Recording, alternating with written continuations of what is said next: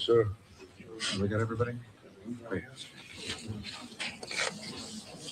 I'm here streaming the press conference on the Brown University. Good evening, everybody. Tonight, our Providence neighbors can finally breathe a little easier. In a minute, Colonel Perez will share the latest details on the investigation, but I want to thank the people of Providence for stepping up and coming together during an extraordinarily difficult time. I know this has been hard on all of us. Over the past 5 days, minutes have felt like hours, but the people of Providence have done what we're best at.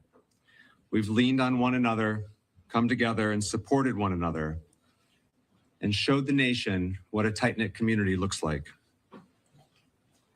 It was because of the information provided to us by neighbors and the tireless work of our Providence Police Department, the Rhode Island State Police, the FBI, the ATF, and many other federal partners.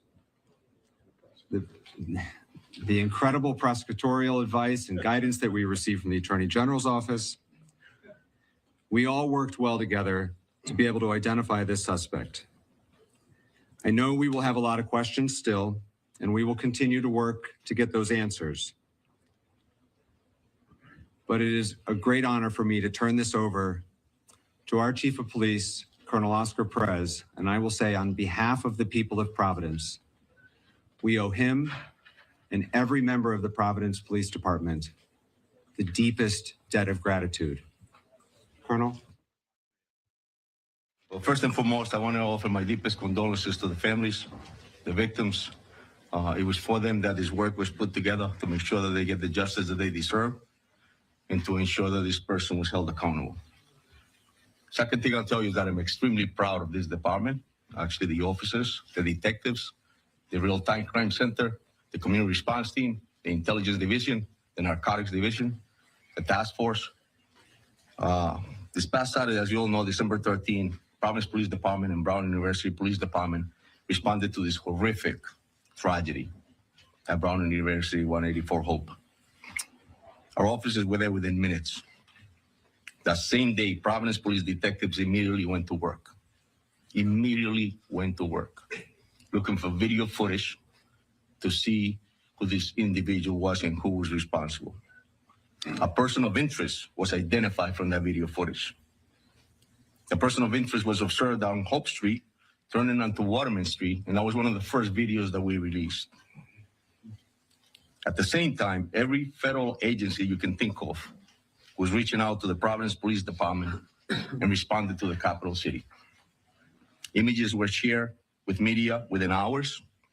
Persons of interest it was the same individual that has been the focus of this investigation since the beginning. All the new images that we received of this person of interest were shared with the media continuously over the past 6 days. This critical evidence was collected with the use of public assistance. As the mayor stated, I'm proud to be the chief of police of this city. I'm proud to be a product of this city for the reasons that the mayor stated. The community stepped up. It was all about groundwork, public assistance, interviews of individuals, and good old-fashioned policing. That is the type of police work that every police officer in this nation reminds themselves of, and that many do not understand. And that is critically important and often succeeds where technology alone cannot. We looked at financial records, we looked at video footages, and in the specific incident, it was actually a video that provided us with a description of a vehicle. That was corroborated through a tip that was received to the tip center. That room was packed with detectives, agents receiving calls on a daily basis. We started early and left late. Then Flock and the LPR was able to provide us with this description of this vehicle. That vehicle was picked up by Flock, which led us to a car rental place in Massachusetts. Through that, the agents and their work as well were able to get us footage of this individual, as well as a copy of the agreement, which provided his real name. The video of that subject matched the description of that person of interest that this police department was desperate to put handcuffs on.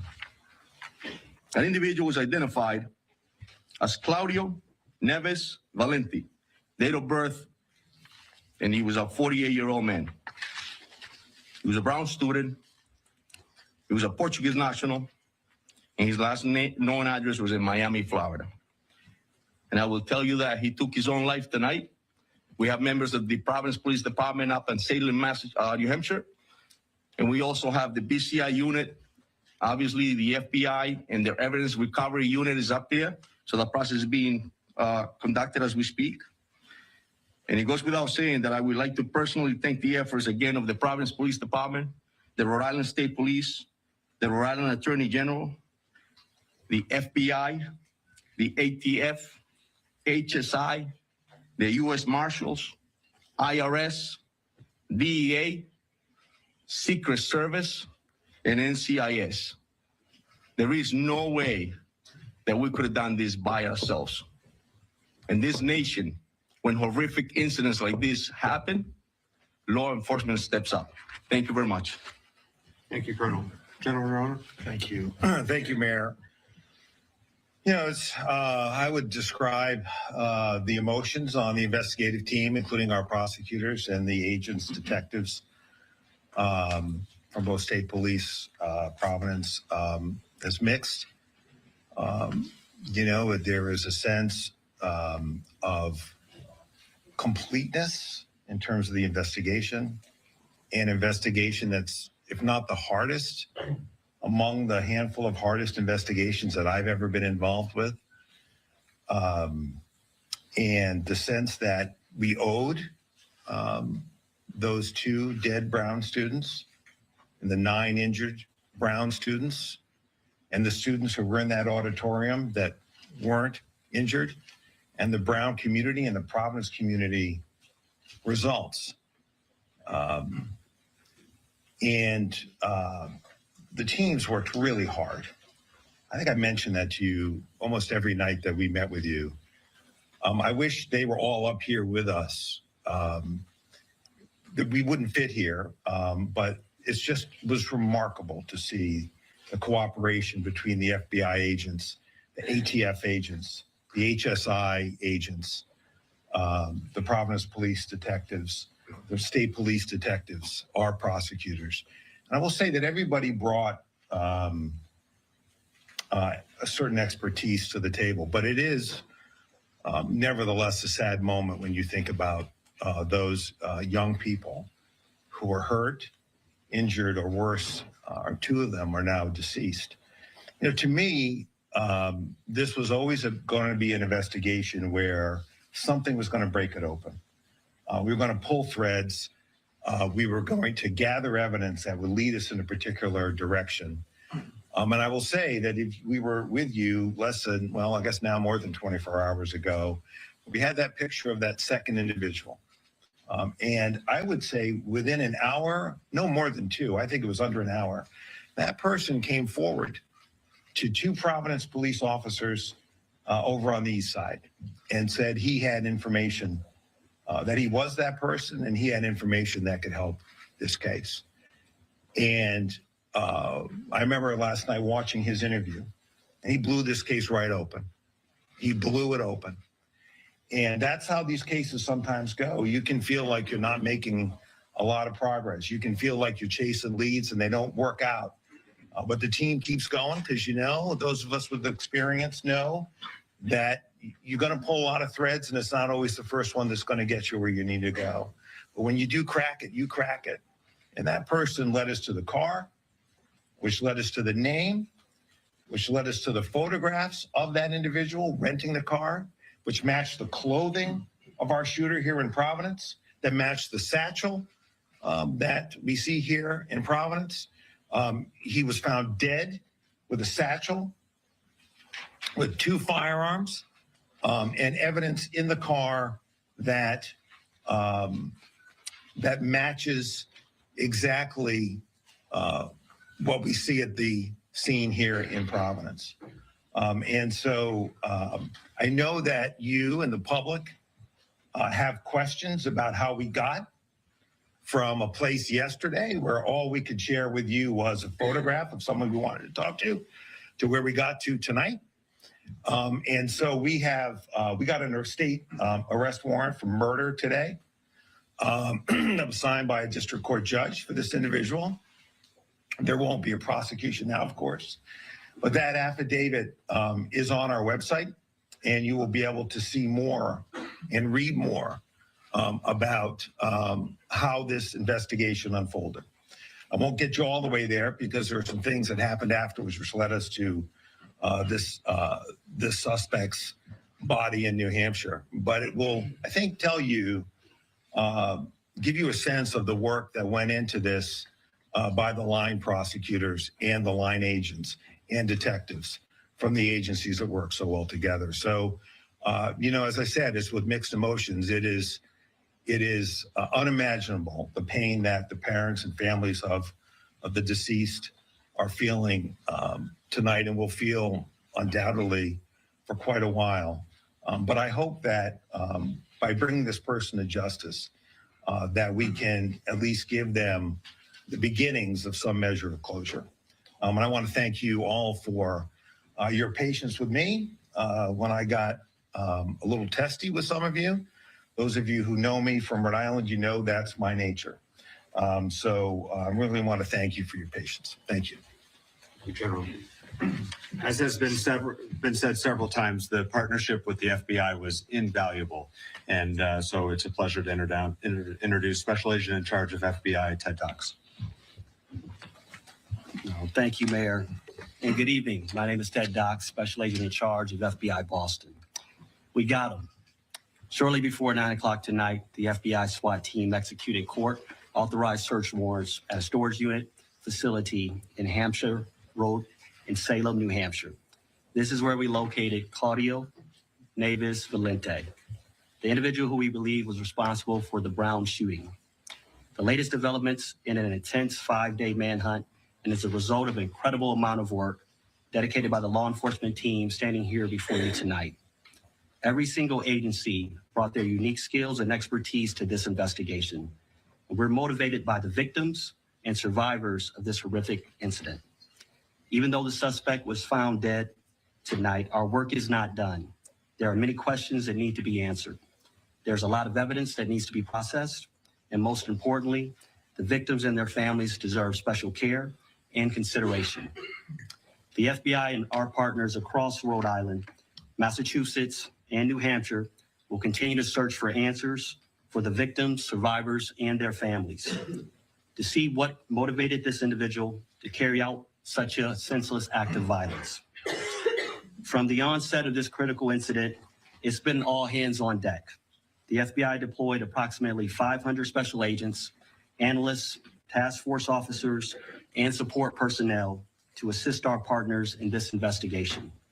In addition to this extra manpower, all our specialty teams were activated, including Evidence Response Team, SWAT, Divert, and Victim Services Response Team, just to name a few. A special thanks to you, the media, as well as to the community. My sincere thanks to Colonel Perez, Colonel Weaver, AG Nerona, Brown University PD, and all of our partners. This was truly a team effort. Thank you. Thank you. Another critical partner at every step along the way was the ATF. I'd like to introduce Special Agent in Charge of the ATF, Tom Greco. Good evening. My name is Tom Greco, a Special Agent in Charge of ATF Boston. From the moment 911 reports of the shooting at Brown University came through, there's been an around-the-clock effort to identify the perpetrator and to protect the community. The men and women of ATF, including our special agents, our intelligence research specialists, and our support personnel, have been proud to support and be part of that effort, leveraging our unique experience, dedicated investigators, canine handlers, and crime gun intelligence technology, such as NIBIN, the National Integrated Ballistics Information Network, to compare ballistic evidence, and our other available tools to support the investigation, and to help identify Claudio Neves Valente as the individual that we believe was responsible. ATF's mission, first and foremost, is to protect communities from violent crime. Each individual in this country deserves to live in peace and security in their homes, in their schools, in their places of worship, and in the streets. The actions of Claudio Neves Valente stole that right and terrorized the community. I'd like to emphasize to the public, this was a highly dangerous individual capable of extreme violence. And we're happy to have been part of this investigation and proud to have worked with our partners to identify him and see this through. Thank you very much. Thank you very much. From the very outset on Saturday, from our first press conference in the fire station to today, Rhode Island Governor Dan McKee has been by Providence's side every step of the way. The city of Providence is incredibly grateful for the governor's support, the state police, not just their assistance with the investigation, but in supporting the broader community. It's a pleasure to introduce Governor Dan McKee. Thanks, Mayor, and clearly your staff, we feel the same way with the team that you have, that we were happily able to assist. And as a former mayor, many of here in the audience know that I've been a mayor, some don't, but I empathize and sympathize with the position that you were in and the fact that you needed people to follow the lead of the Providence police and to partner in with some extraordinary people, whether it's with the FBI or the ATF, and of course our state police as well. From the very beginning, my thoughts as a dad was with the families who suffered from the shooting. The unthinkable happened in our state. The unthinkable happened in Providence. The unthinkable happened at Brown University. And we're going to be forever changed. But our commitment from the state level is to continue to support Providence, Brown, and the people of the state of Rhode Island in the recovery. That's going to take a great deal of time. But I do say this. The professionalism that I saw in the law enforcement should make everyone that lives in our state and beyond our borders feel very safe. These things happen, but it requires some professional help in law enforcement to bring it to the conclusion that we've been able to bring it to. So, Colonel, thank you, everybody involved. And again, we will stand with Providence and Brown University and the people of the state of Rhode Island to provide the help that will be needed in the recovery in a trauma like this. Thank you, Governor.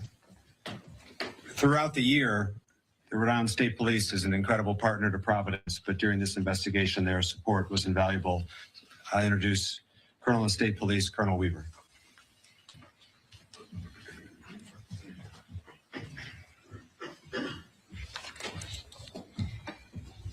My name is Colonel Darnell Weaver, the Superintendent of the Rhode Island State Police. I want to begin by recognizing the excellent and exceptional efforts of the Providence Police Department and Colonel Oscar Perez.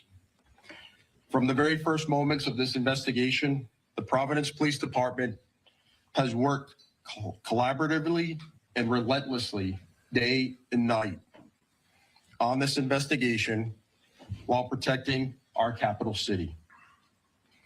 Their detectives followed facts, developed evidence, and pursued every credible lead. Colonel Perez's leadership has been steady and decisive, focused on identifying the person responsible for this tragedy. As always, our troopers stepped up working shoulder to shoulder with the Providence Police and our local, state, and federal partners. I want to give particular recognition to our detectives whose diligence and dedication contributed to this investigation. Our detectives and division leadership operated as a unified team, sharing intelligence, resources, and expertise.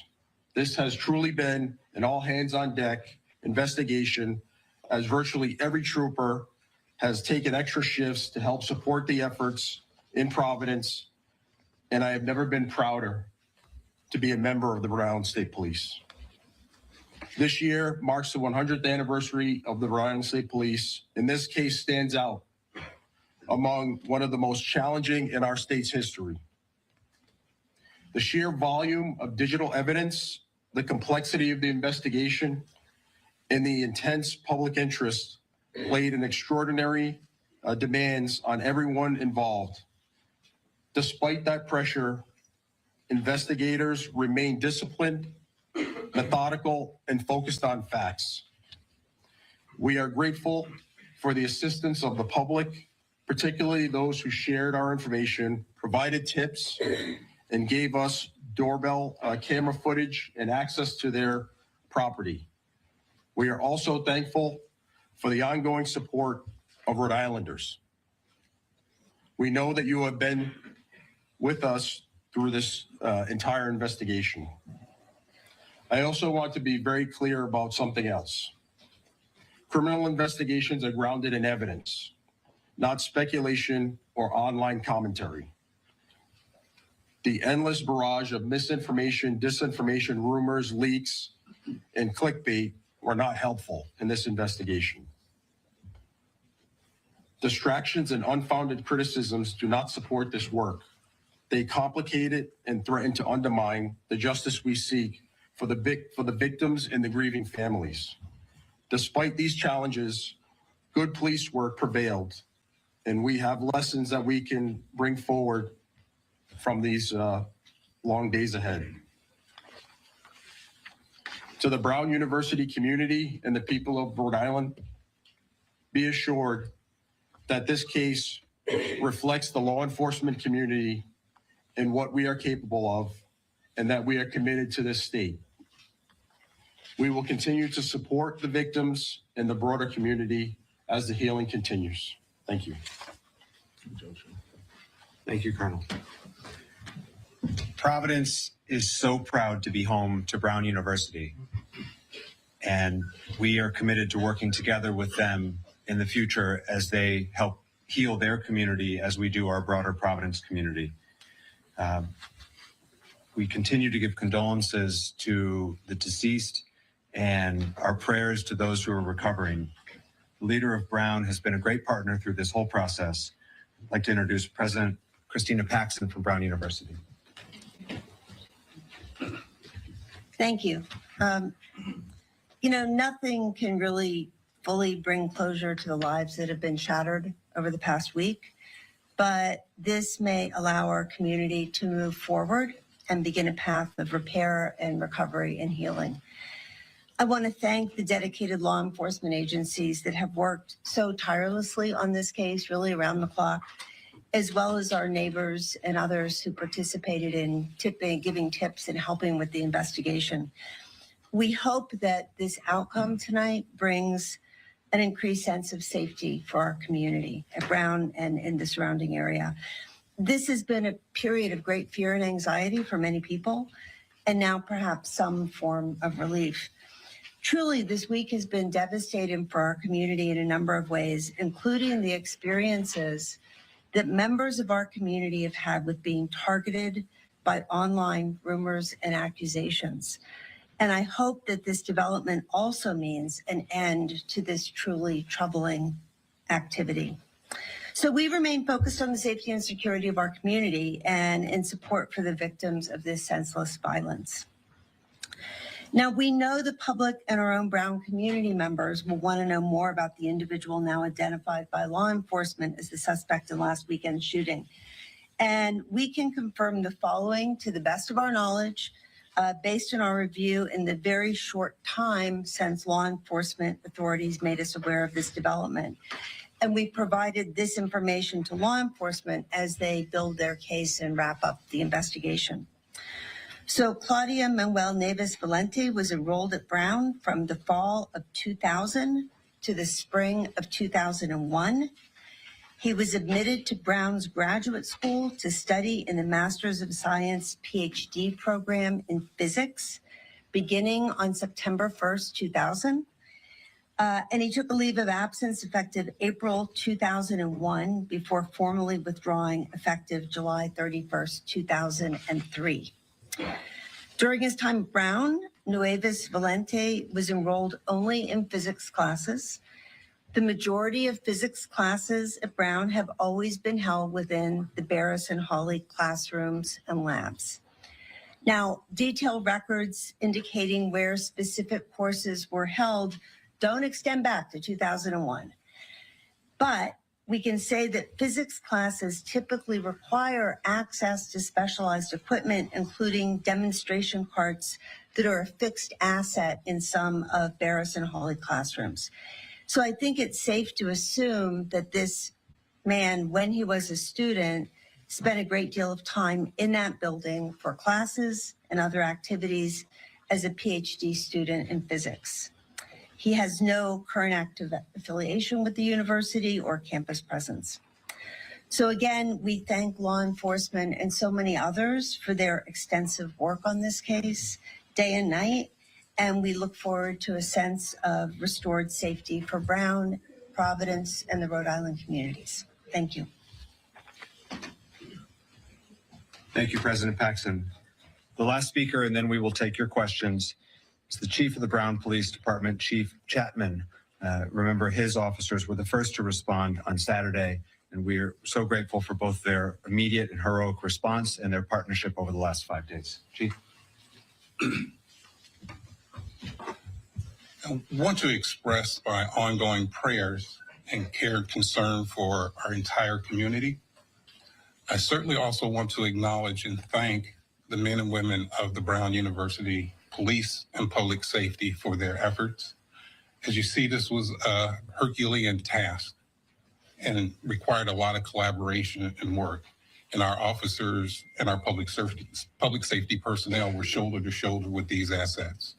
I do want to also thank all of you who have helped citizens and law enforcement. That partnership and collaboration means the world to us, and we couldn't have gotten there without you. So thank you. Thank you, Chief.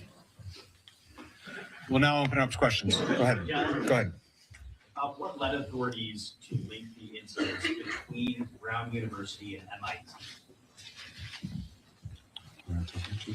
I can be funny. And I can follow on to that.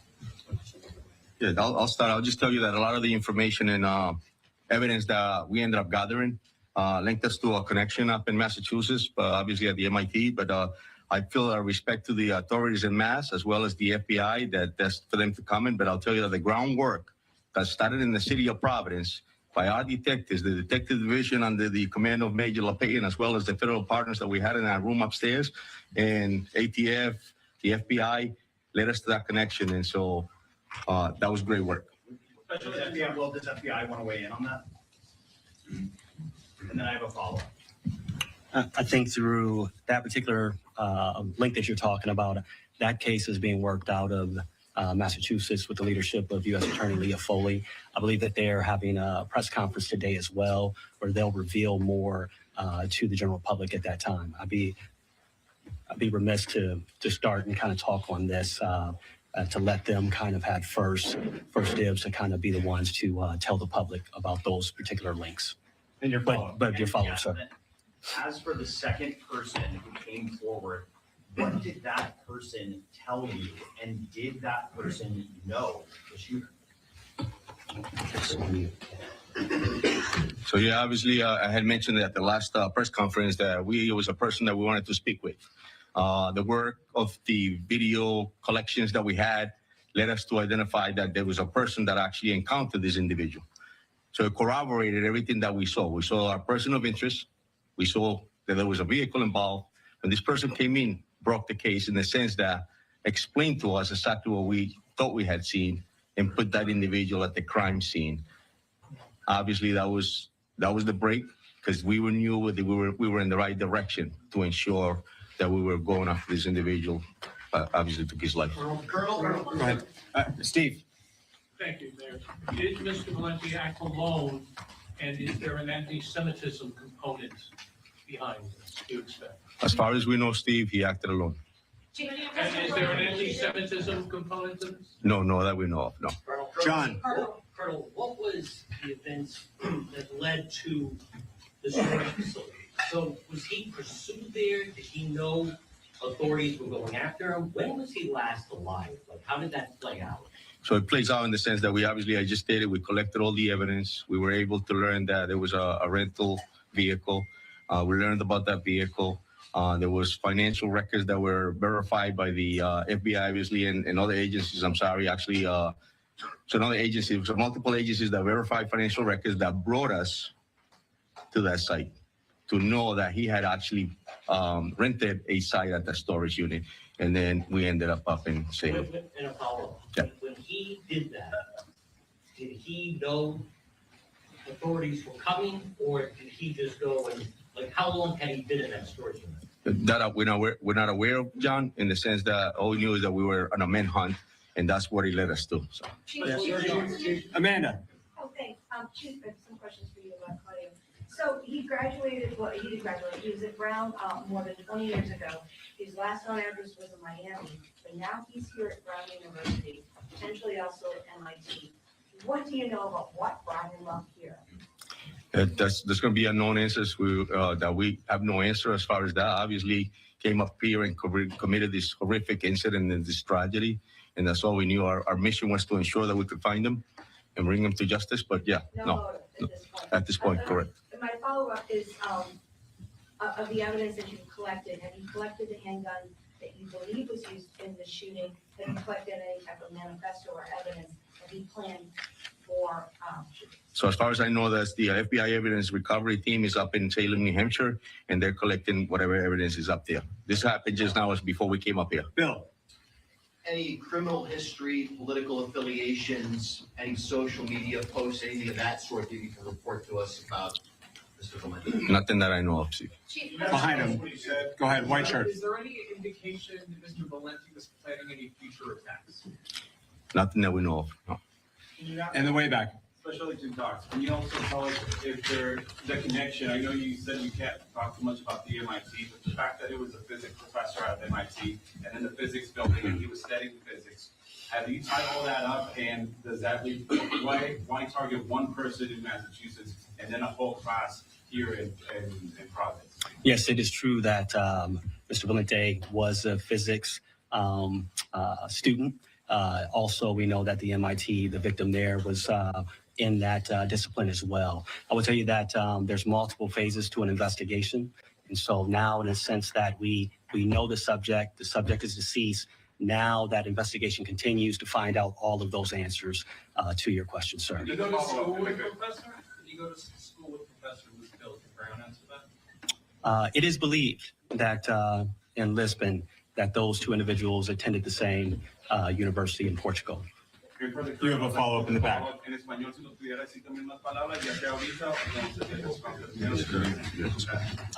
Muy poquito. Go for it. Sorry, empiezo desde el principio. Lo que nos pueda resumir acerca del caso, ¿qué fue lo que conllevó a que ustedes pudieran dar con el paradero del sospechoso y las conexiones que tuvieron? ¿Cómo llegaron a rastrearlo y más que nada a qué atribuye todo esto?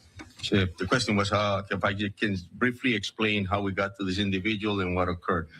So, verdaderamente lo que pasó, obviamente el incidente del sábado 13 nos llevó a tomar evidencias, colectar evidencias de videos, de informaciones, y expliqué que es muy importante el trabajo de los policías, los detectives en el piso, haciendo el trabajo duro, recolectando videos, recolectando testimonios. En este tipo de casos recibimos información, obviamente, de los videos que colectamos. Nos dimos cuenta que había un vehículo de interés y una persona de interés desde el principio.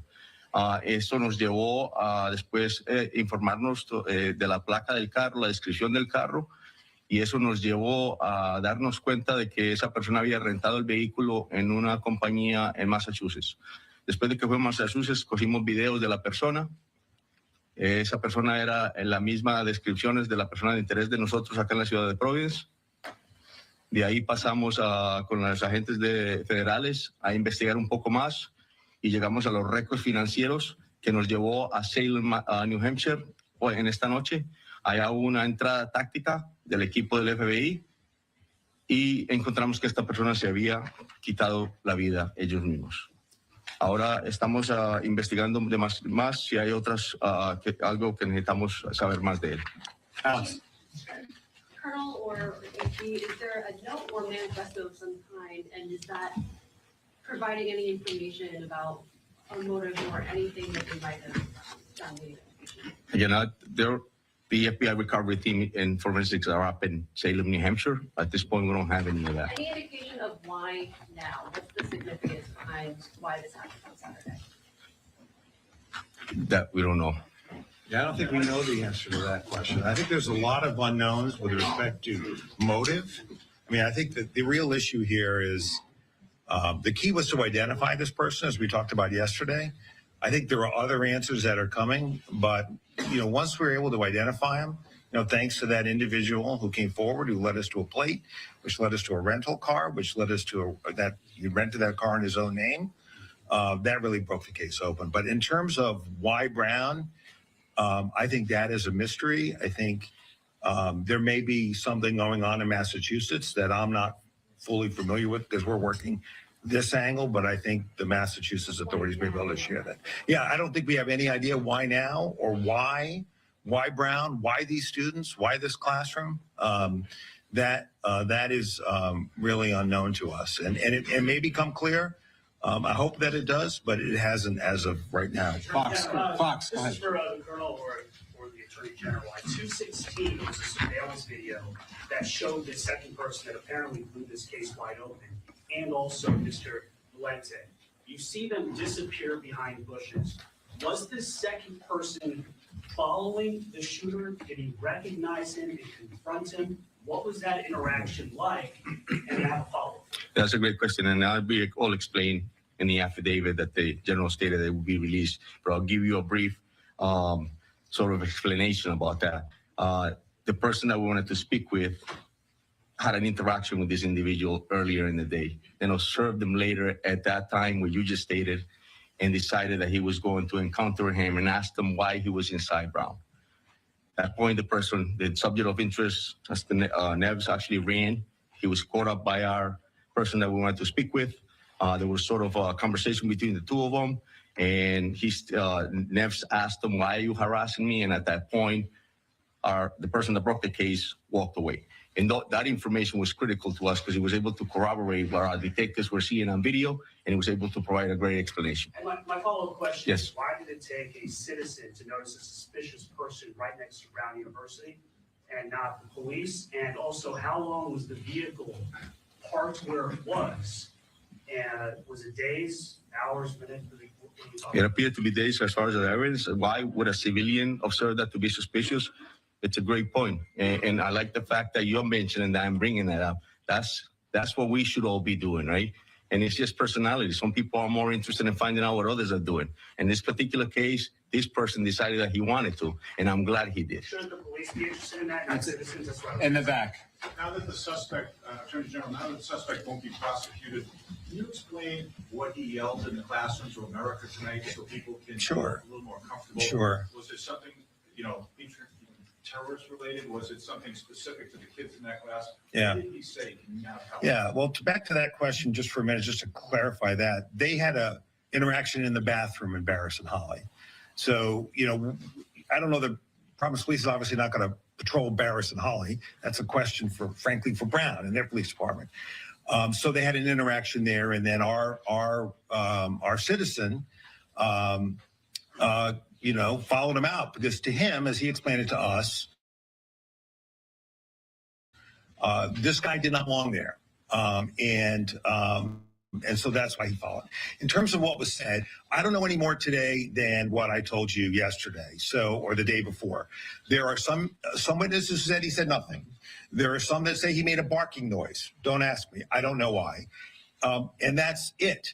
There is no other spoken word beyond that we are aware of as we stand before you tonight. And we have spoken to everybody that we have been able to locate who's been inside that building. And just to the special agent in charge, my follow-up question is, can you just be clear to the people in Massachusetts? And I know you said the people in Norfolk County investigated the mass, but you did say a few days ago that you talked to the colonel of the state police and said there's no connection between Brookline and what happened here in Rhode Island. But now you're saying there was a connection. So are you saying that he shot up Brown University, then 2 days later he was at this house in Brookline to shoot this MIT professor, and then he just drove up to Salem, New Hampshire for no reason? How did he get into a storage facility?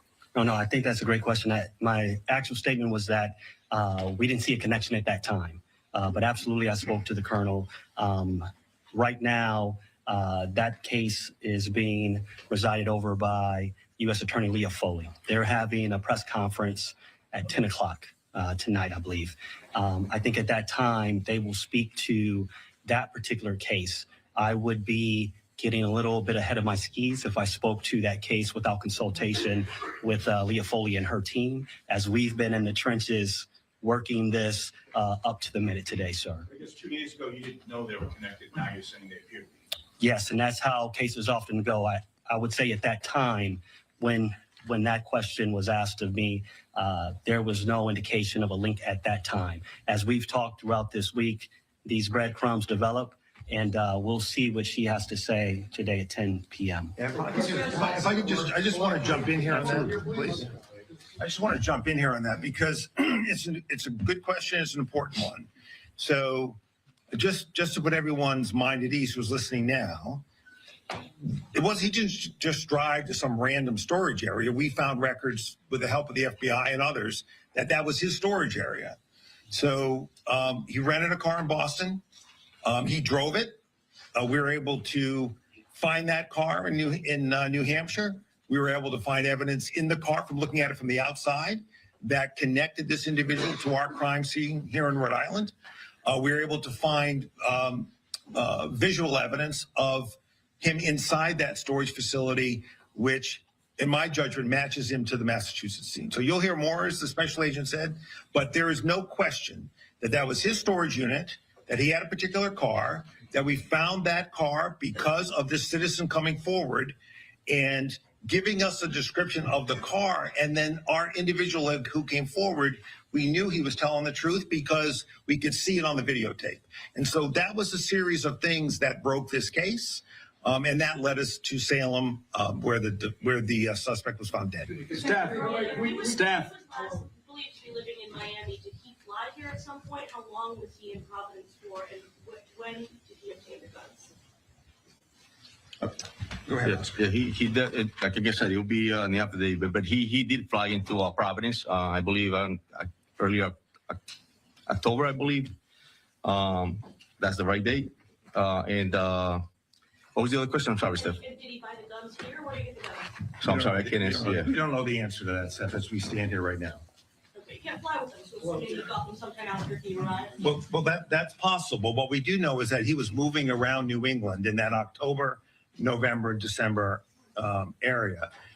You remember, we just we know that there's a body in New Hampshire. We know that there are guns at the scene. It still remains to be examined, comparing those guns to the ballistics evidence we have in Rhode Island. And I imagine they'll do that in Massachusetts. But again, that's somebody else's investigation. And then, of course, we want to make sure that we match the DNA. But we are 100% confident that this is our target, and that this case is closed from a perspective of pursuing people involved. And Steph, just to add, I think Special Agent Doc stated, obviously we didn't know who he was. And so it's very difficult to know what a person did prior without any knowledge of who that person is. Dan. Can I just ask Special Agent this question?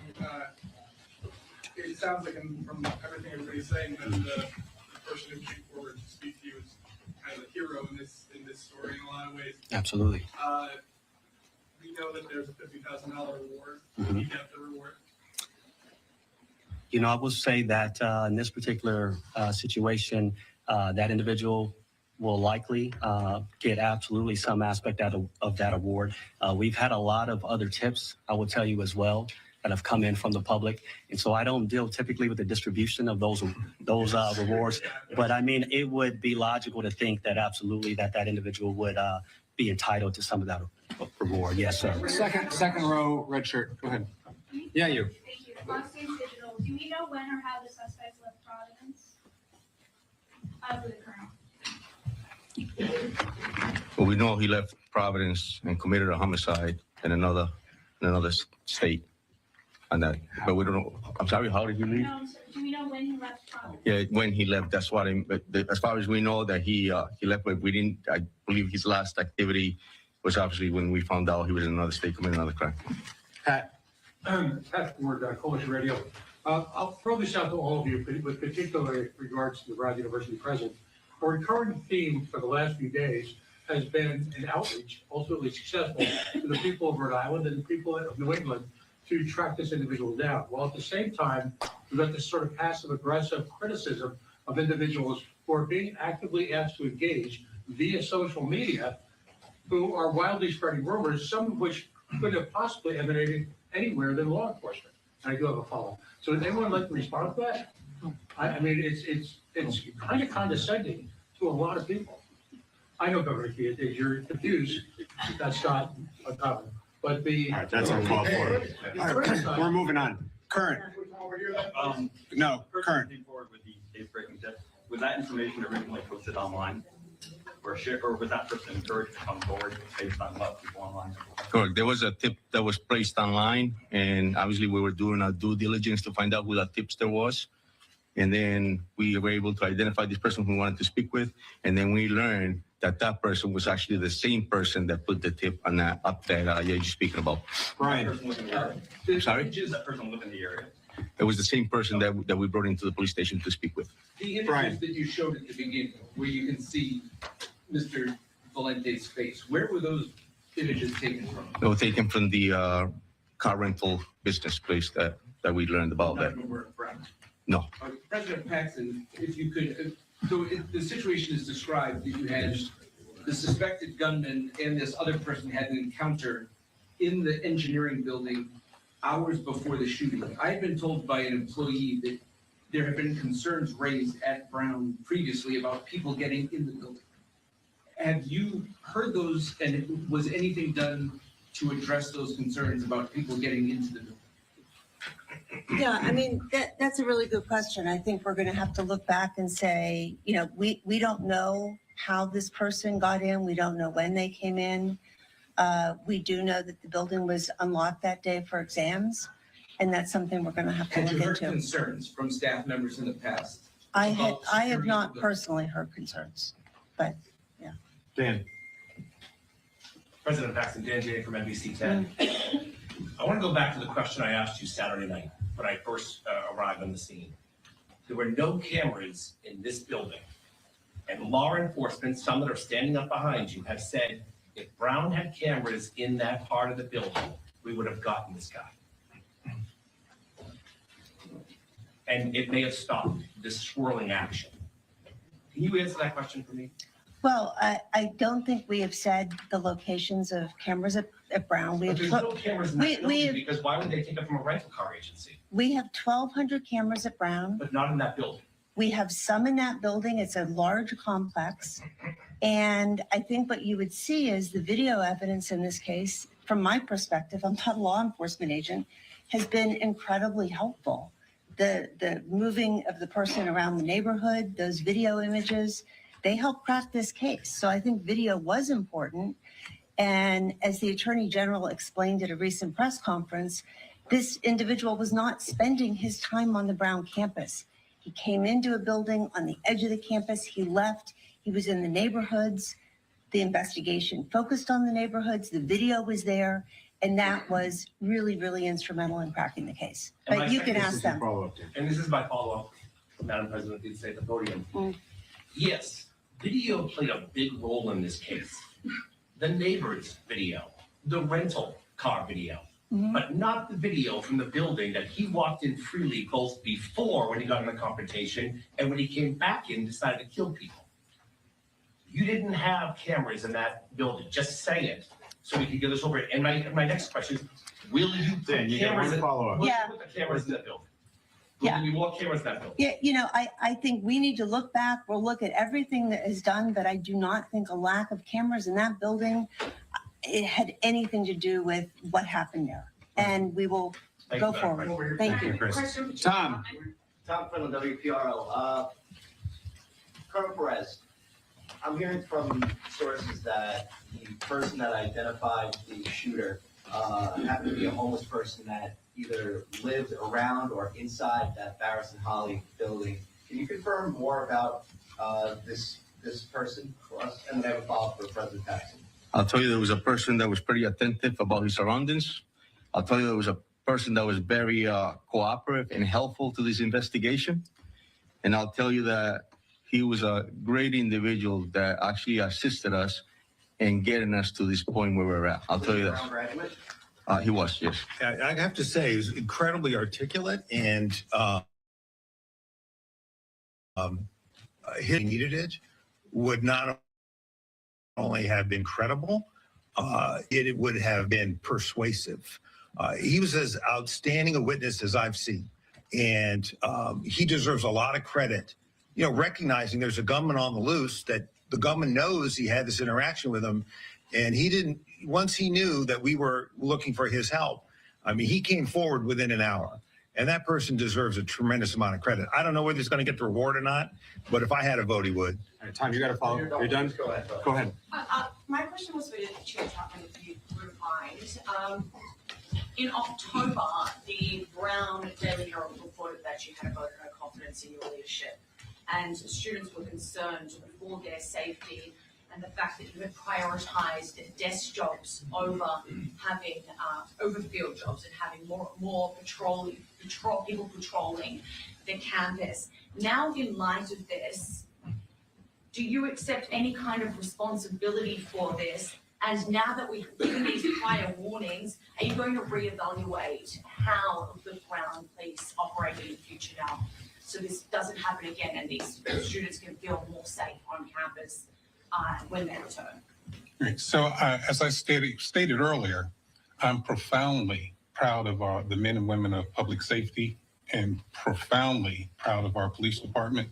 We will continue with the heroic work that they've done and continue to work side by side with our partners. And everything else that comes with that is a continual effort to do what is best for the safety and security of our campus. But will you reassess how the people are allocated within your department? Every single day, we work and endeavor to keep our campus safe, whatever that entails and all that entails. In the back. Yes, Kim, thank you. I was wondering, I'll give this question for the Colonel.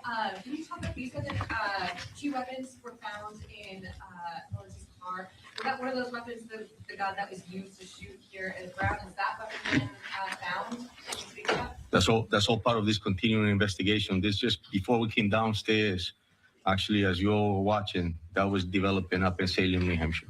Can you say whether or not the weapons were purchased? Hold on a second. Yeah, those firearms were found at the deceased body, not in a car. So he killed himself inside the storage unit, and the firearms were found at his in the area of his thigh and in the area of his feet. It was not in a car. There was evidence that was observed from outside the car that matched our crime scenes, meaning mask, clothing, satchel, which you can see on that video. And there was a main plate over a Florida plate. This guy was changing plates. One of the reasons it was so hard to find was he knew what he was doing. He was changing plates. And so, that's why the collective work of following and finding this car was made more difficult because this guy was changing plates. So we got a main plate and we got a Florida plate on the same car in New Hampshire. Patrick. As he was a. Oh, I'm sorry. Especially. I was just going to add. Please. Tom Greco again from ATF. It's okay. As far as the ballistics evidence, I know that the last question concerned matching the guns found to the crime scene. As several people up here have said this investigation is ongoing and in many ways, in some ways, still just beginning. Those weapons that were found at the scene, we will be using our tools such as NIBIN to compare the ballistic evidence to see if we have any matches. So we use those tools to rule things in and to rule them out as well. So we'll be following up on that throughout the remainder of the investigation. Patrick. Neves Valente was a Portuguese national. Under what status was he in the country, and how did he get into the country? Do we know at this point? I have a follow-up after that. You have that answer? Yeah, I think, yeah, I do. So as far as we know, he had a student visa. He had came in here with a student visa, and we also had learned that he had applied to get a green card. Do we know, and for President Paxson, does Brown have And Patrick, if I could just be clear on that, he got that lawful permanent resident status in September of 2017. Thank you. I was going to ask, but then, and for President Paxson, has Brown had any communication from Neves Valente in the period after he left until now?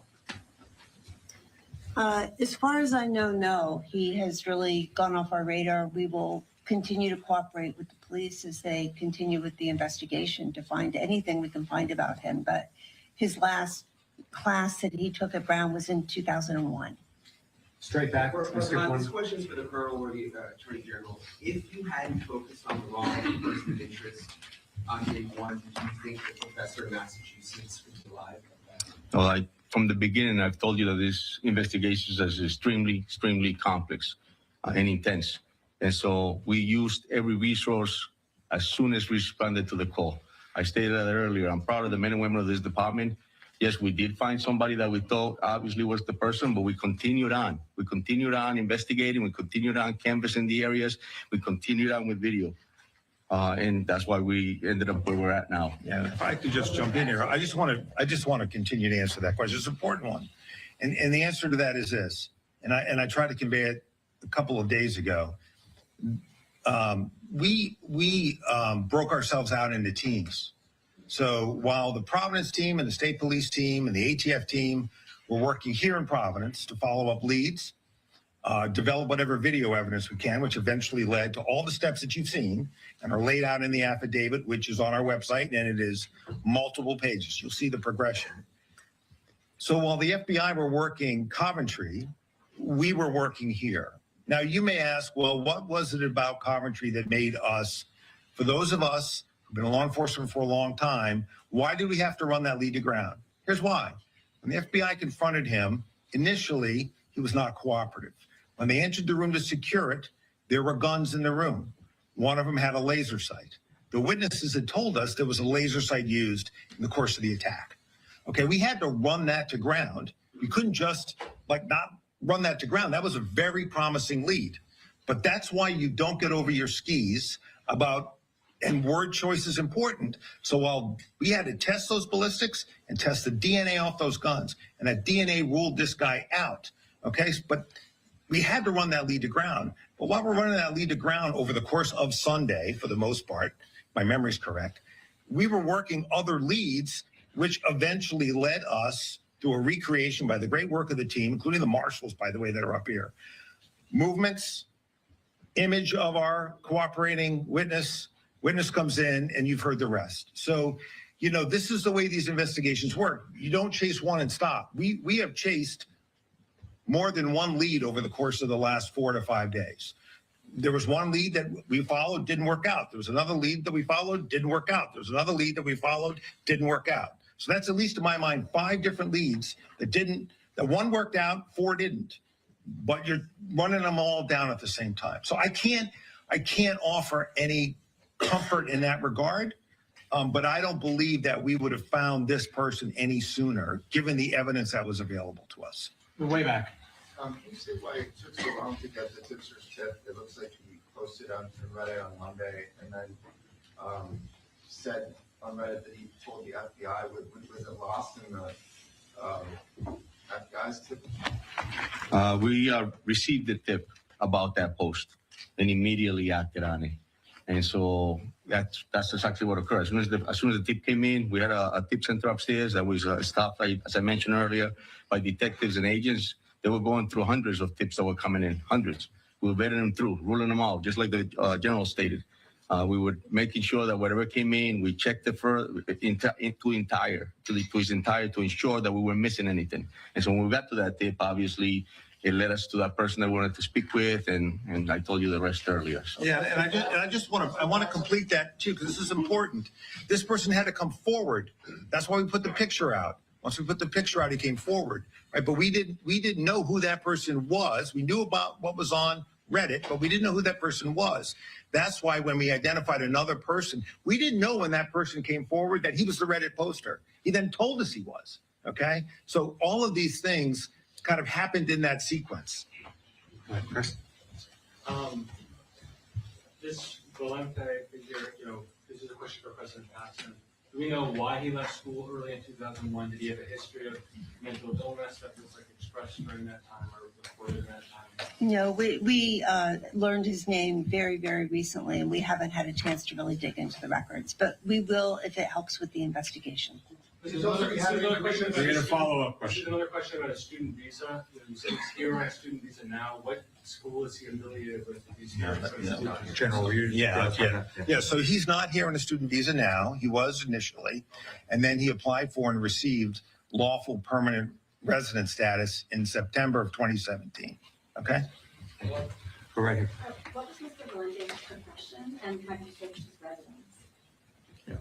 Again, as I stated earlier, we just identified who obviously that person, and this developed pretty quickly. So that's all part of the investigation that's coming. And can you talk about, was there any interaction between him and law enforcement before FBI? No, I don't know.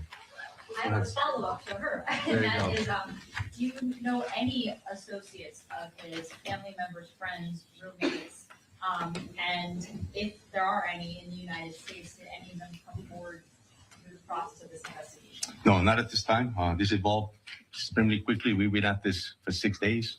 And so here we are, and we now identify who the person is. We're about to make an apprehension. As I stated earlier, he took his own life, but that's all part of the investigation that will continue about him. Go ahead. Okay, so for President Paxson, Chief Burrows said he had no known criminal history that you know of. You were asked about possible mental illness while he was here. When he was at Brown, did he have any grievances, disputes with anyone, any problems, any disciplinary issues, any problems at all that were documented? Not that we know of at this point. I mean, again, these are very, very old records, you have to understand. We learned about this very recently. And I think going forward, as we want to learn more, we will cooperate with the investigation to give them the information they need.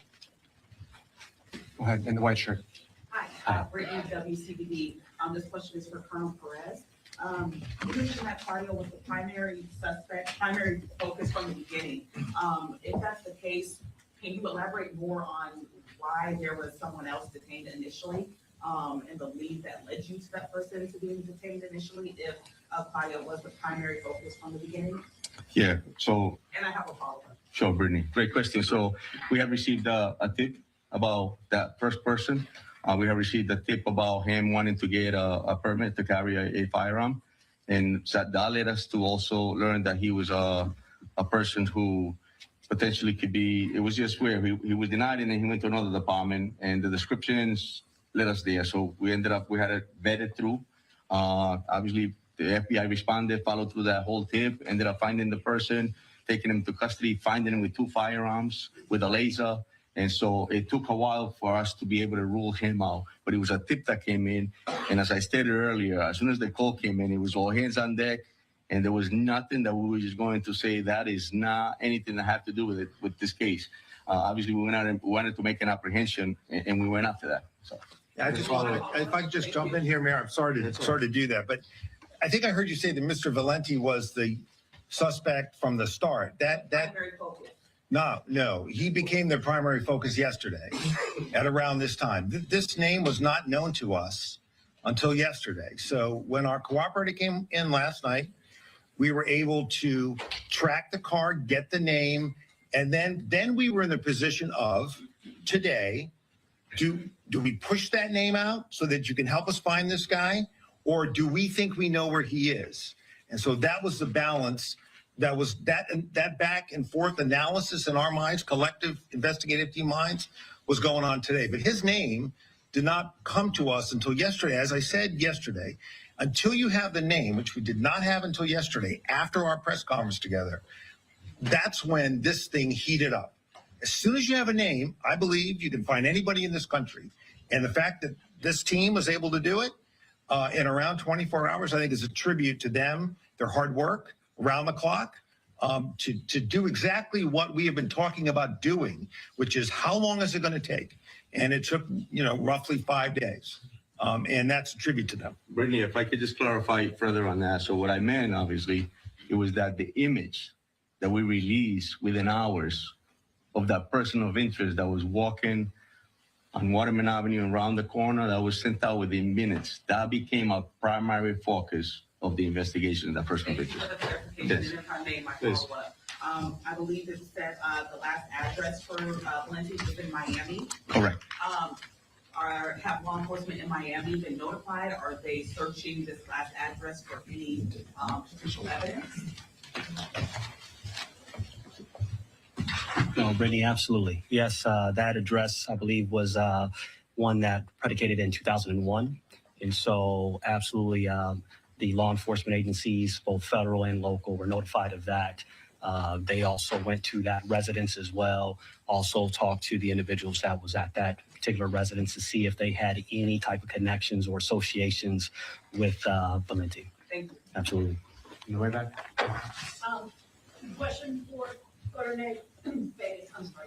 For Univision in Spanish campus, what's next? Do you have any leads on the motives? Como acaba de preguntar la colega, ya registraron una vivienda en la Florida. ¿Qué es lo que viene ahora? Si es que saben cuál fue su motivo para matar a esta persona. Sí, vamos a seguir. So the question was, what's next, right? What are we going to do next? And so la respuesta es que vamos a seguir, obviamente, trabajando con las organizaciones federales y también entre nosotros buscando esa inteligencia de quién es esa persona, qué motivo lo trajo aquí a la ciudad de Providence a cometer esta tragedia, este incidente. Pero eso va a tomar tiempo verdaderamente, vamos a tener que averiguar y averiguar más para ver qué fue el motivo que llegó a esta ciudad. ¿Tienen alguna pista de qué podría haber sido? ¿Qué es lo que van a estar buscando ahora? No, hasta el momento no. Esto obviamente, como acabo de explicar ahorita, lo identificamos hace poco. Go ahead. Right there. What brought investigators specifically to New Hampshire? Does this person have a connection to New Hampshire? I know you said with the storage unit was in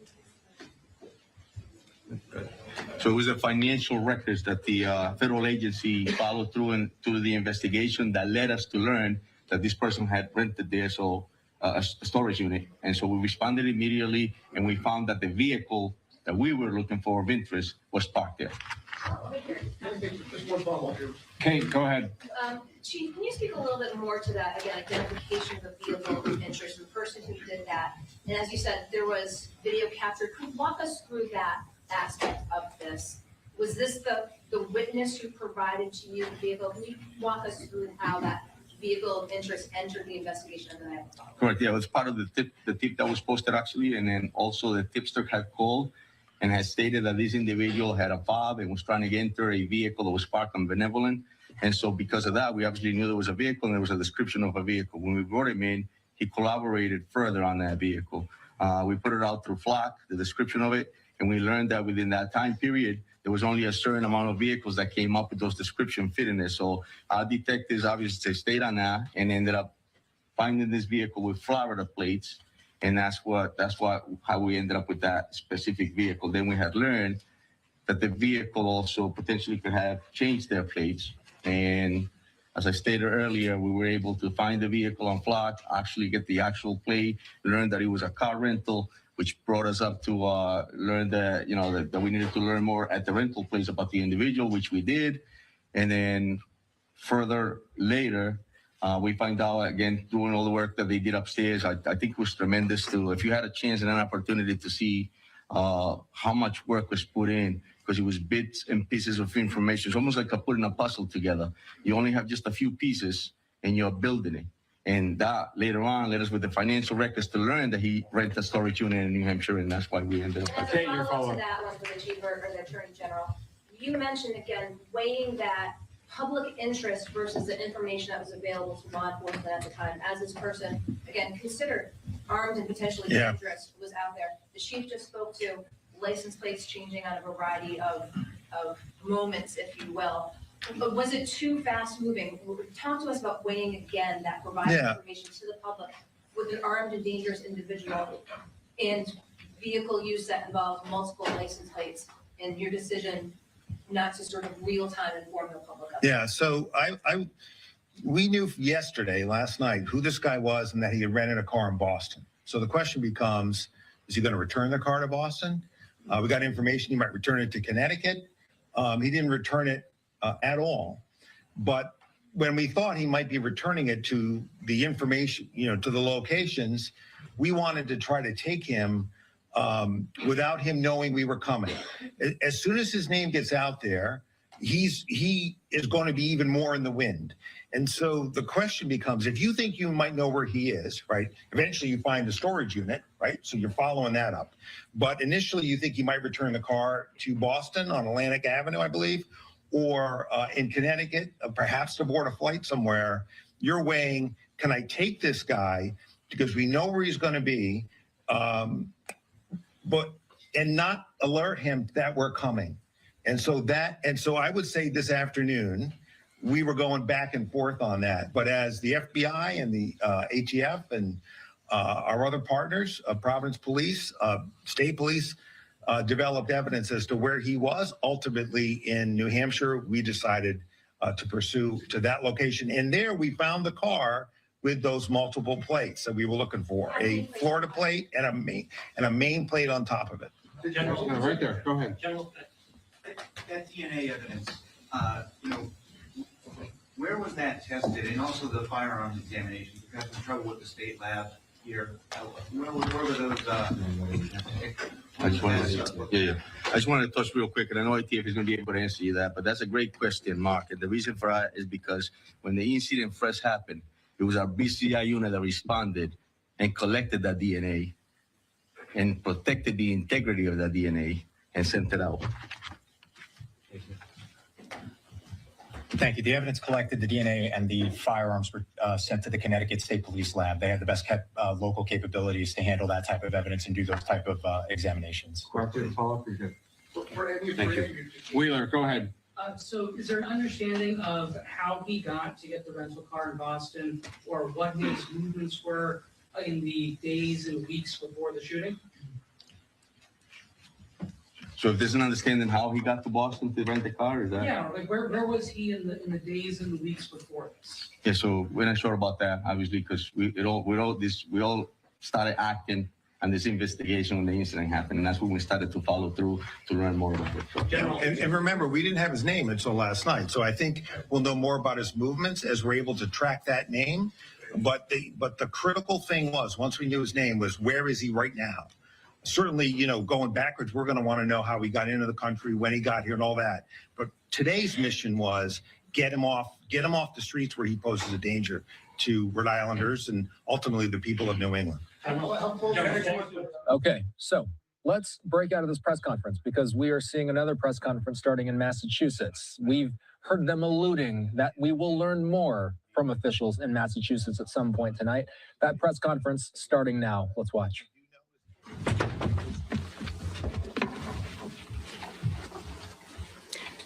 Good evening. This evening at approximately 9 p.m., federal agents breached a storage locker in Salem, New Hampshire, in search of Claudio Neves Valente, a Portuguese national we believed shot and killed two Brown University students and an MIT professor in Brookline, Massachusetts. Federal agents found Neves Valente dead from a self-inflicted gunshot wound. The United States Attorney's Office in Boston, Rhode Island, Connecticut, and New Hampshire have been working throughout the day to establish probable cause to charge Neves Valente. Earlier today, the U.S. Attorney's Office in Massachusetts filed a criminal complaint under seal detailing the chain of events over the past 6 days, including information that led us to today's search of the storage locker in New Hampshire.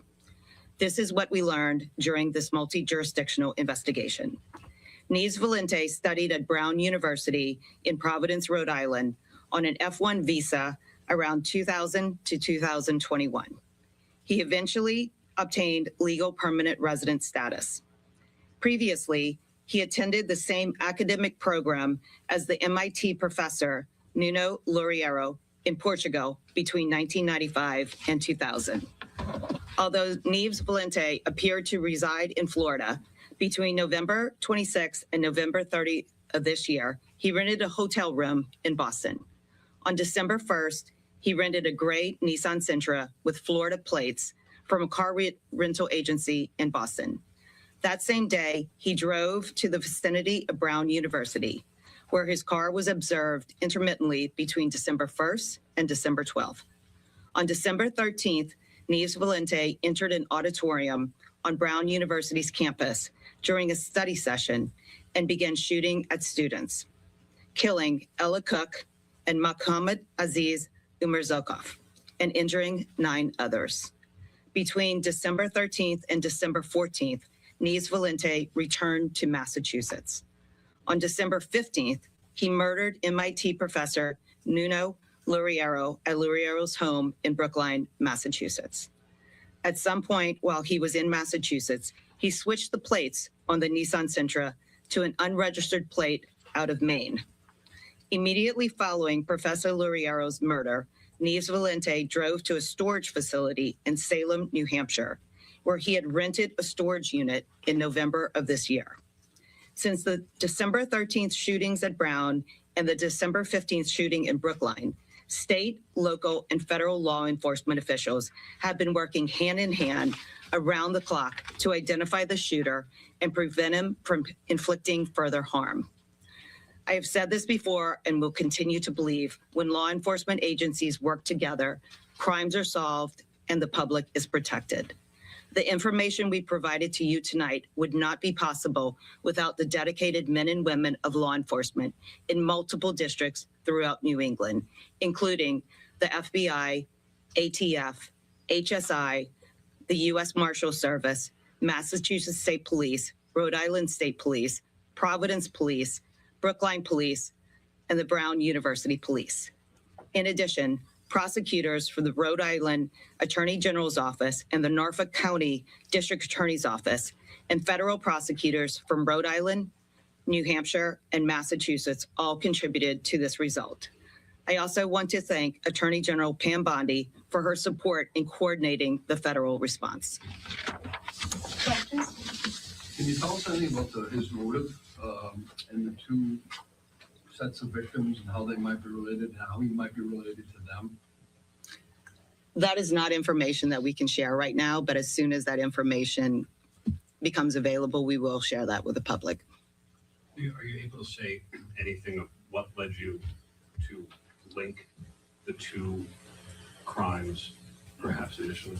A question, somebody can hear you now. Yes, the question was how were we able to link him to the 2 crimes?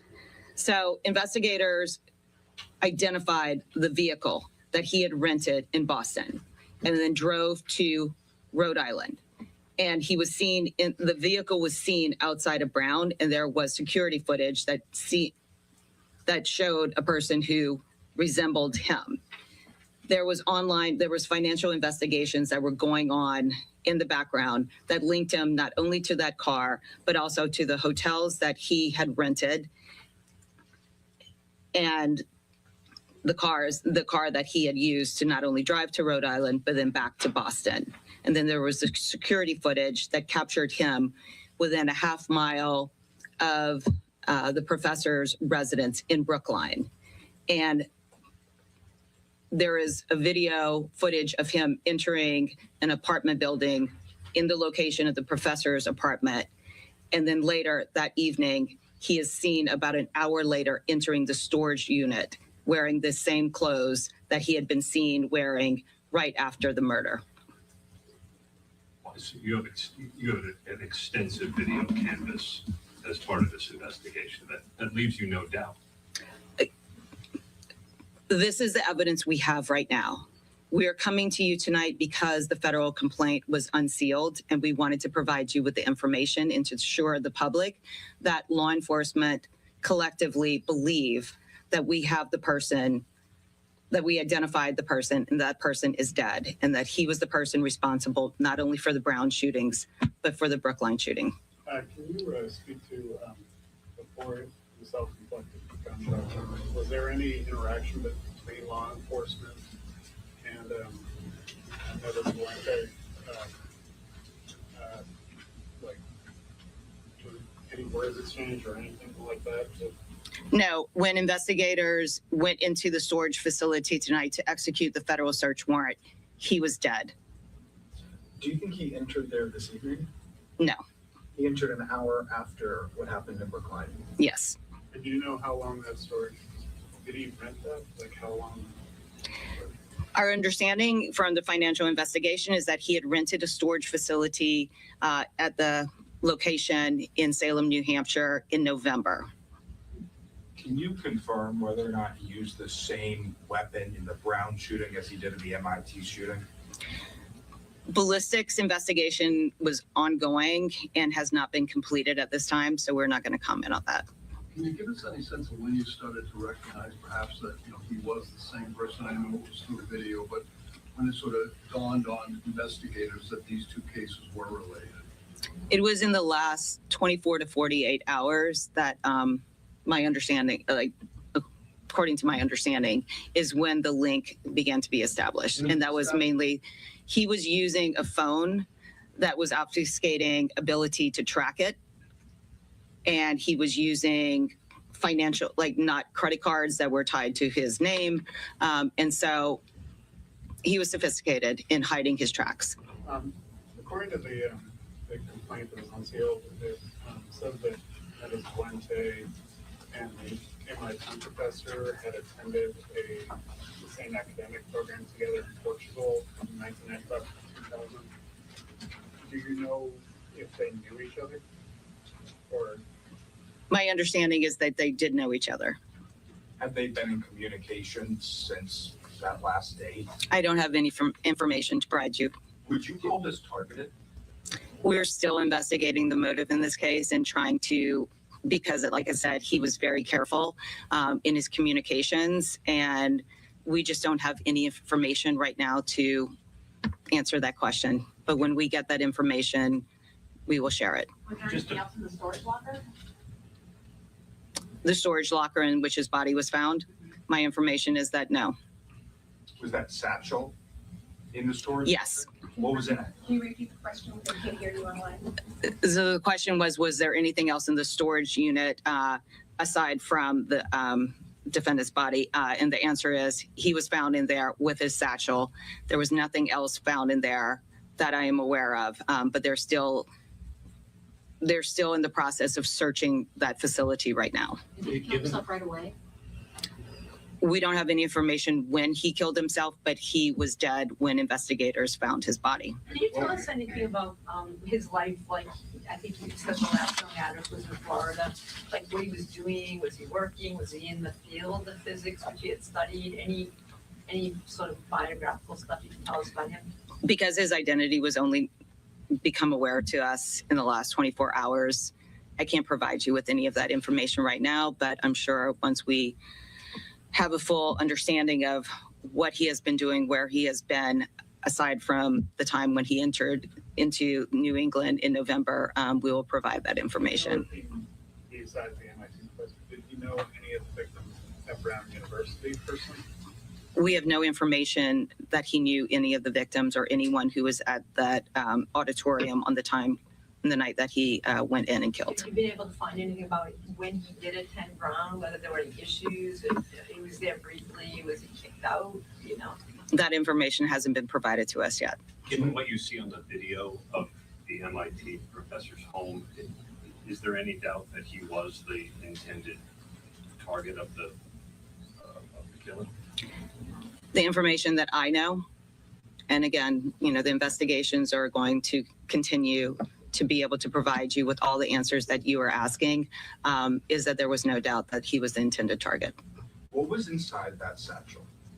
That is information that is still being, the investigators are still on the scene right now conducting that investigation, and we haven't received information as to what was in the satchel. Was there any suicide note? No information right now. How about in terms of the charges themselves? I mean, there was a crime in Rhode Island and also the 1 year. How does that sort of get sorted out? How does it get charged, et cetera? So there are state crimes, including the murders, and then there are the federal crimes, which is one that we brought tonight. The jurisdictions are working together, and we have been sharing information together and encouraging everyone to share information that could result in solving the crimes that were committed in their jurisdictions.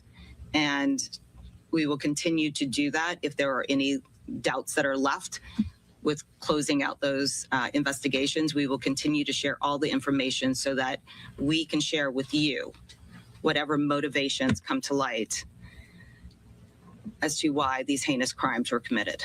Are you confident, I guess maybe that's not the right word, but do you believe that he acted alone? Or is there any evidence that anyone else was traveling with him when he came here? We have no information that he's acting in concert with anyone else right now. Anything interesting found in the car? That search is still underway. But we will provide you again with more information as soon as we get it. Anything more you can tell us about, you said he hid his own tracks. Can you talk about that a little bit, what he did? So he was using an application on his phone, and there have been a couple of things. The Google phone doesn't allow officers to ping the direct location and get real-time location information about the phone. There was also beliefs that he was using SIM cards that were possibly European SIM cards that are carried through a provider in the United States, but does not provide real-time information about tower connections. In the car? The vehicle he rented, we have video of him renting the car at Enterprise here in Boston. And the fake plate from Maine was just... We haven't figured out now where he got that plate from. It was an unregistered plate in Maine. We have information that that plate was a very old plate that had been taken out of the registration status over a decade ago. When his body was found, can you just describe what he was surrounded by? Can you just paint the picture as to what was in that unit? What I can say is he rented one unit. His body was found in a unit that was not occupied, and there was nothing else in there from what I have heard, but this is information that I was getting an hour or two ago from agents who were conducting the searches there.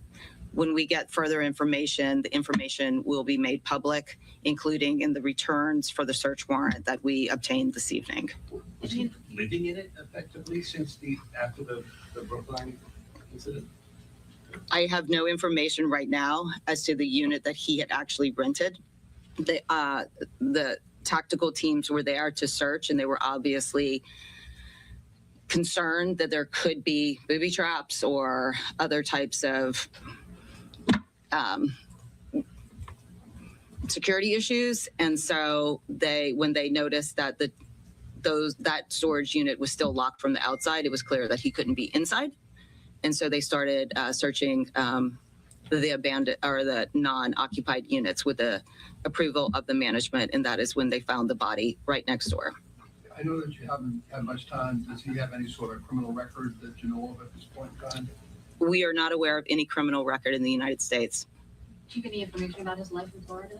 What he did, where he lived? My understanding, it was South Florida. I know that they know the address, but nothing has been made public about that yet. And I'm assuming that there will be searches.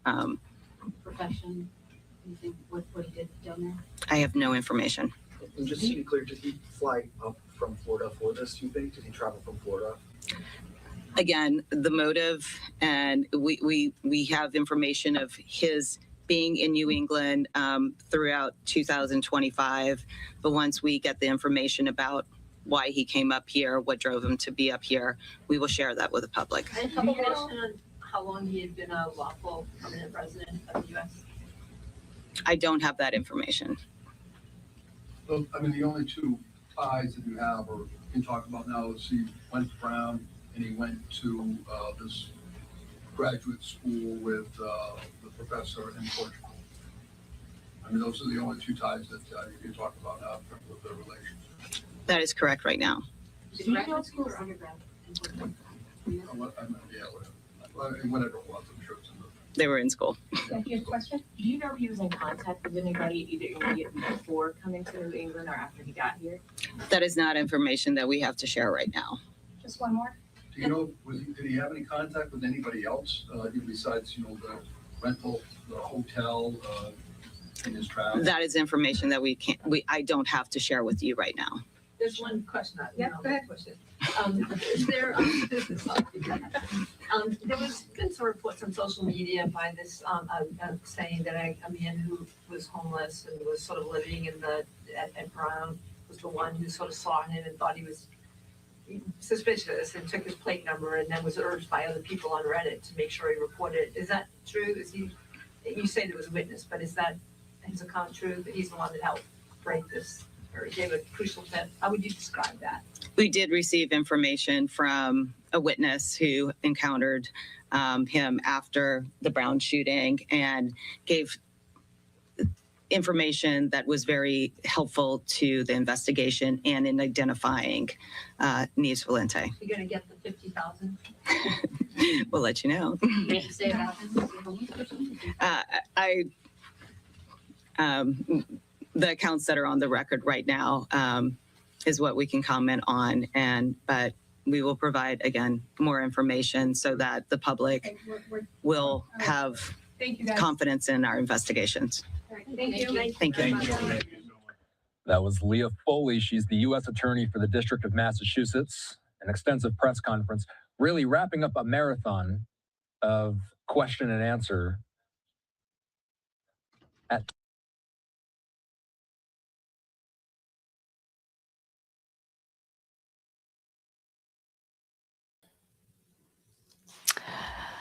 I'm back. What a press conference that was, and I want to talk about it a little bit. One moment. I'm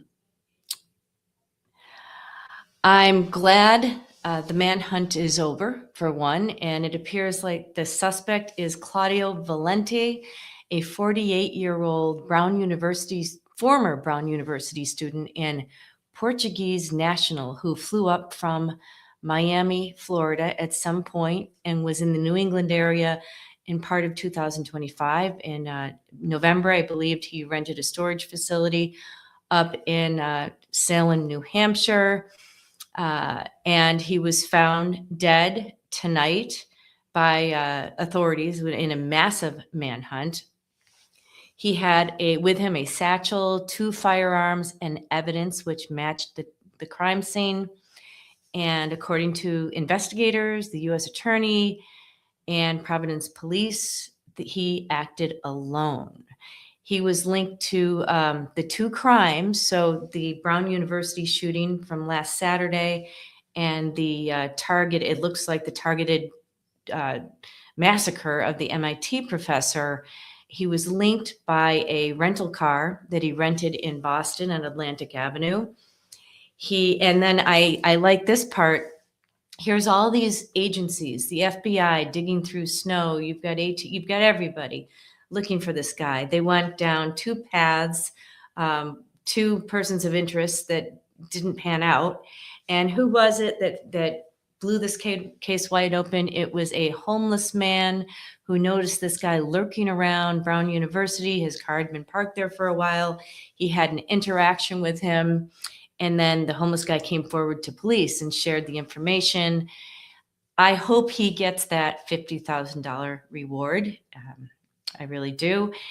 And I also thought it was interesting that this suspect who died, Valente, was using European SIM cards, which I find very interesting because those particular SIM cards and the phone that he was using wouldn't ping the cell phone towers. So I'd like to look into that. He also had no criminal record. Now, I'd like to talk about just briefly, and then I'll be with you again tomorrow. I feel sorry for the victims and the families in this case. It's great that it's over. There's closure. The manhunt has ended. Everybody is safe, but it's I think it's tough because there's a lot of unanswered questions still. Like what was the motive? Why did he come up from Florida? Why did he go into this particular classroom and start shooting? And it's tough for victims because, you know, the families, like, it's just the big why. Why our daughter? Why our son? Why our beloved father, the MIT professor? And I think oftentimes, in my experience as a former prosecutor, I have worked with victims extensively, and there's something to be said for bringing a case from arraignment all the way to verdict, and hopefully a verdict of guilty, like in the Brian Walsh case. But when a killer commits suicide, it oftentimes leaves these victims with conflicting emotions, including a mix of, I'd say, relief maybe, but also that they don't have to go through a trial, but also anger, confusion, frustration, and an overall lack of closure. I think a lack of absence of closure means that the suicide can deprive victims and their families of the judicial process. You know, like I said, the path from arraignment to verdict, and you don't get the trial, you don't get that type of closure. And it's just some of these answers we may never know. Investigators will go down to Miami, they'll search his computer. We don't even know if there was a suicide note in this case. They didn't reveal that to us, but it's just such a tragedy. People want to know why. And, you know, like in the Brian Walsh case that we followed and I live streamed about, we had that sentencing hearing this morning. And just to see Brian Walsh listening to his life sentence, victim impact statements were read, and the judge, who was awesome, Judge Frenair, talked about it from the bench that justice has finally been achieved. And she also talked about his horrible acts and the lack of dignity that he had for Anna Walsh, the mother of his children, because he dismembered her, threw her body in trash bags. Those were taken to dumpsters and incinerated. So I think a situation like this, again, where the killer commits suicide, complicates the bereavement process. Well, thank you for listening and following me. I know I had a lot of listeners on X. I appreciate that. And stay tuned, and please give me a subscribe. I'm growing my channel. I'm almost at 1,000 subscribers. To me, that's a big number. So thank you for watching, and have a good evening.